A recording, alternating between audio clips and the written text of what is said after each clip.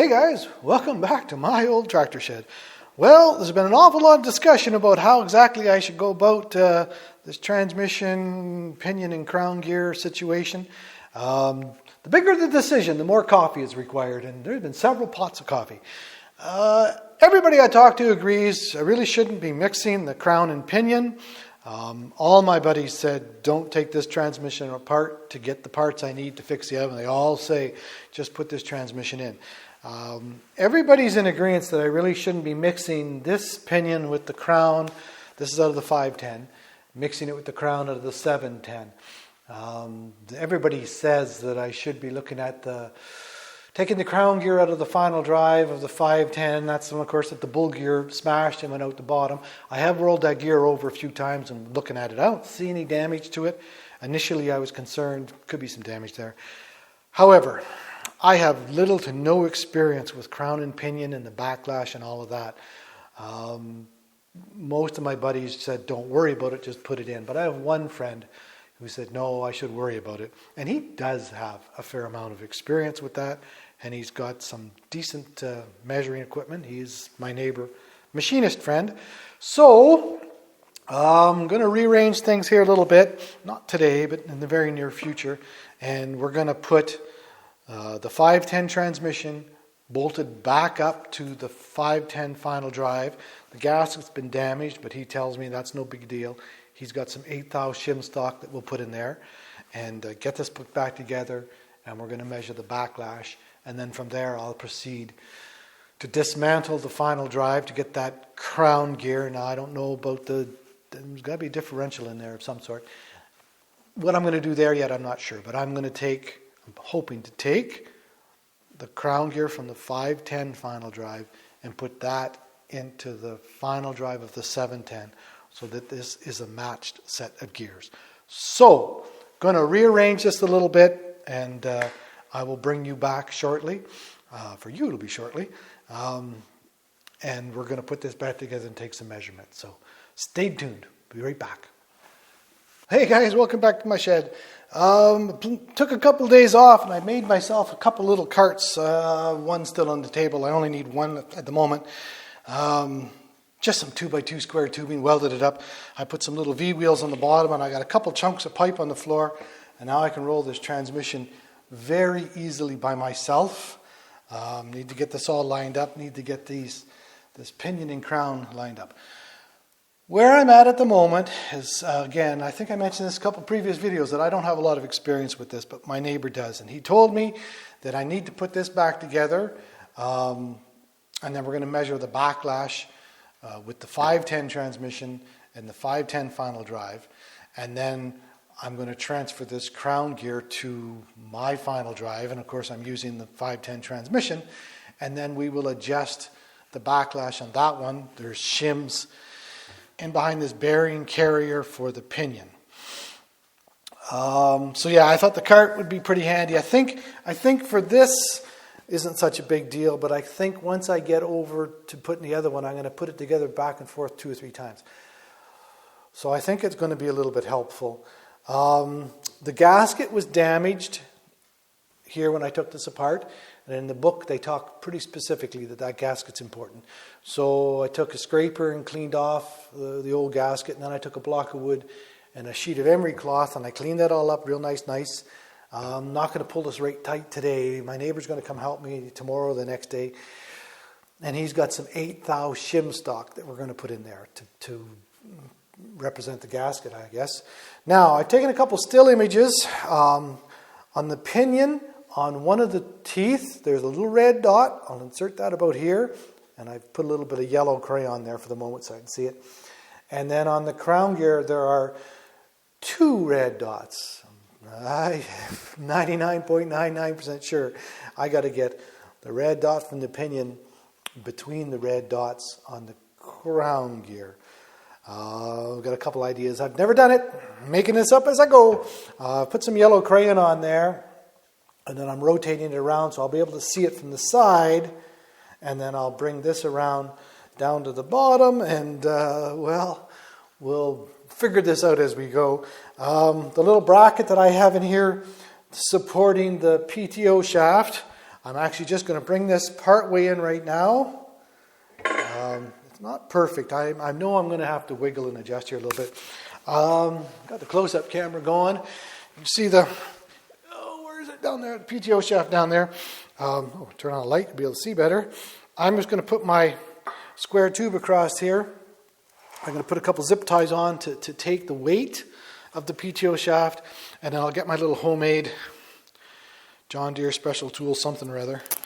I'll get that out of the way because obviously that's stopping this from coming any closer together. So let me just quickly do this.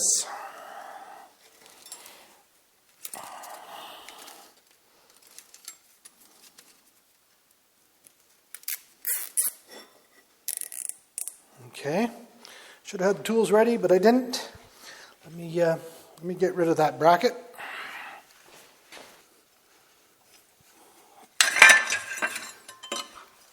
All right, that's my little bracket out of there, and you take that bolt out of there. Okay, see how far. I'm sure I'm going to be putting this together and apart a couple times.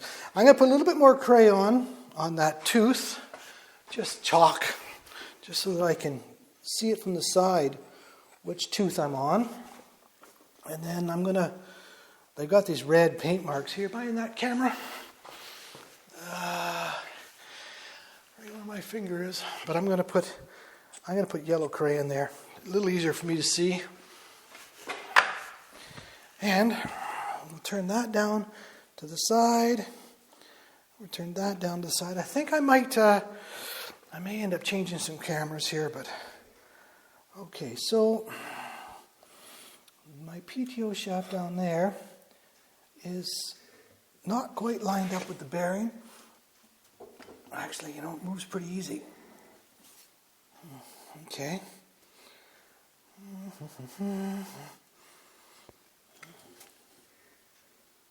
I think I'm going to grab the PTO shaft. Might not be the best plan, but it's the plan I have at the moment. Yeah, okay. Oh, I can see I need to go up. I can see I need to go up quite a bit. Okay, I got a little scissor jack. It was recommended to me that it would be the easiest thing. It might be, I don't know yet.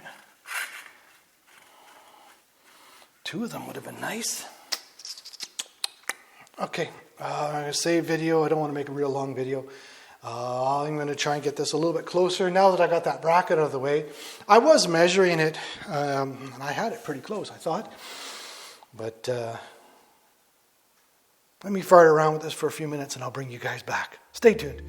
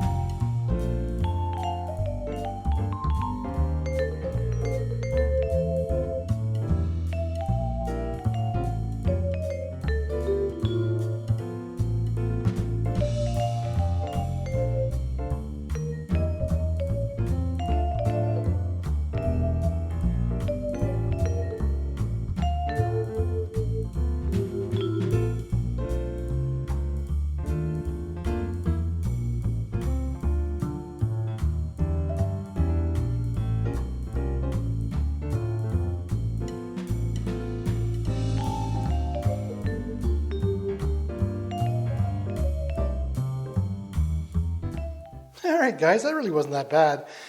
Combination of that little scissor jack and driving in them wedges. Maybe off just a little bit. This dowel pin up here is going in. The dowel pin that's down at the bottom is quite a bit shorter. And actually, I'm going to pull it back apart and I'll bring one of these cameras. those little chalk marks I made on the one and then the chalk marks on the two went right in okay fine, and I'm turning. Everything seems to be turning. Just knocked my light down. I took off the cover, it was just sitting there loose, and I've put it into gear so that I can turn, and everything in here is turning. Nothing's binding. Yeah, I think these little carts, it could be the way to go. I'm thinking these little scissor jacks. I could collect a couple of them and either bolt them or weld them right onto those little carts. Could be a thing. Could be a real thing, actually. That would be... I had thought about making something with 4-threaded rods and whatnot, and somebody had suggested to me the scissor jacks. Anyway, let me pull that back apart, and I'm going to bring a camera, and I'm just going to show you those teeth going together. Pretty easy, actually. And the PTO shaft, I just went around the other end and grabbed it. It wiggles and moves there pretty easy. Had the level on here, checking a couple things, but didn't quite work the way I thought. Anyway, let's just pull this back apart ever so slightly, and then I'm going to see, if I can get one of the cameras in here so you can see that going together. Give me a second. Should be able to just, maybe I can get the camera peeking in between the two pieces. I got that lined up, and then I just roll it forward ever so slightly, and the dowel right here is lined up. I think that's as far as I'm going to go with it. Dowel's a little snug, that's all. Maybe a ratchet strap or something or whatever. But I think I'll wait. I got to get that 8-thou shim stock in there. PTO shaft is turning. Nothing's binding. Everything's free. Put the shim stock in. Put that together. I think we've got to lock it in 2 gears, and then I guess he's going to put some kind of a dial indicator on here, and we'll measure our backlash. So, for you, see you in a couple seconds. Ciao. All right, guys, my neighbor was over yesterday, and we were checking the backlash on this Crown and Pinion. I'll put that video right here. It was looking like around 16 thou. According to the manual, it should be between 5 and 10 thou, so I've got a little wee bit of a problem there. He suggested to me that I should also check flank pattern. I think they call that flank pattern. Reading a little bit about it. Once again, as always, I am making this up as I go. I have never ever done this. I've read the book a couple times. But yeah, they say apply an oil-based paint, preferably red. And I thought, you're kidding, right? We're going to use green. I'm not restoring Farmalls here. I'm restoring John Deere's. I have no red paint. I have some green paint. So they're saying to apply it to, in the manual it says, they show a picture of it. It's going to be, I don't know how to describe it. I got this close-up camera running. You got to make sure that you're rotating the pinion counterclockwise, which would be the direction of travel, or rotation when the tractor is traveling forward. I may end up doing this a couple times, but we are going to give this an attempt. They're saying about putting the paint on all of them, but my neighbor said to me, he said, just do it on 3. I'm going to try 3 first, and we'll see where we end up. I'm not too worried about the oil paint. First I was, but then I realized this is all coming back apart again. I'll be cleaning this paint off later. So I don't know if I'm going to end up getting my head or my hands in the way here, but I am going to attempt to put some green paint there. Hopefully that camera saw me do that. And then I'm going to rotate that a little bit more maybe. Okay, and then I'm going to, looks to me like I got paint on both sides that time. But there, that's a little bit better maybe.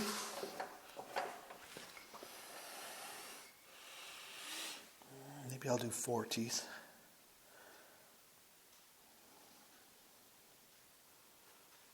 That's a little bit better, I think.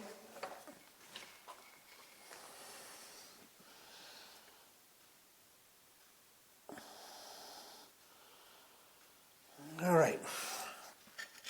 Then what they say to do is rotate that a few times around. Okay. So we're going to rotate that a few times. Of course, I can't see it from where I'm rotating.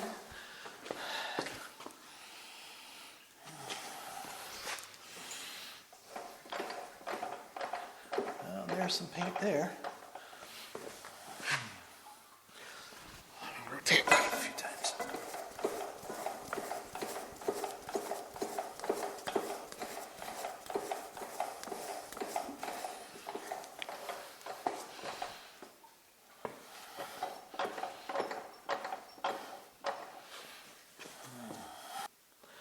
I'm going to move this camera. Certainly seems to be the outer part, I would say, of the crown. Let me go read that book again. I think that's actually what they said was good. Let me read this to you. The flank load pattern thus produced on the pinion of the output shaft should have the appearance shown in 11. I'll insert that picture for you.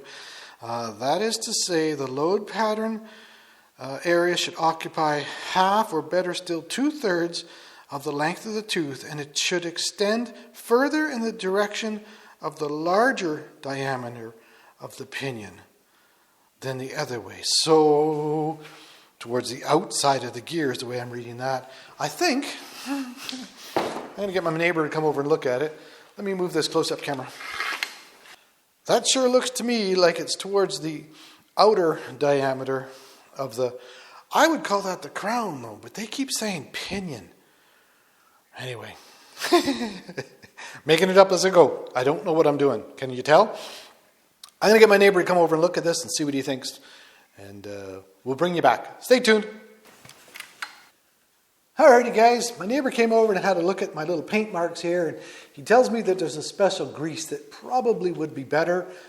Don't have that special grease, but he figures this is good enough for what we're fooling with here.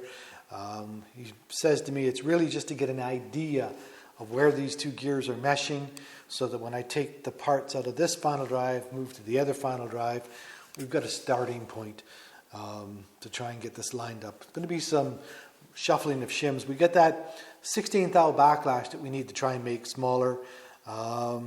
He's given me a couple of ideas of what I got to do there, but I got to get this apart. That'll be later. So I think this video is probably getting long enough. So I think we're going to quit here, and I'll carry on a little later. So thanks for your time, guys. I certainly do appreciate you hanging out in the shop with me. We'll see you next time. And my old tractor said, ciao.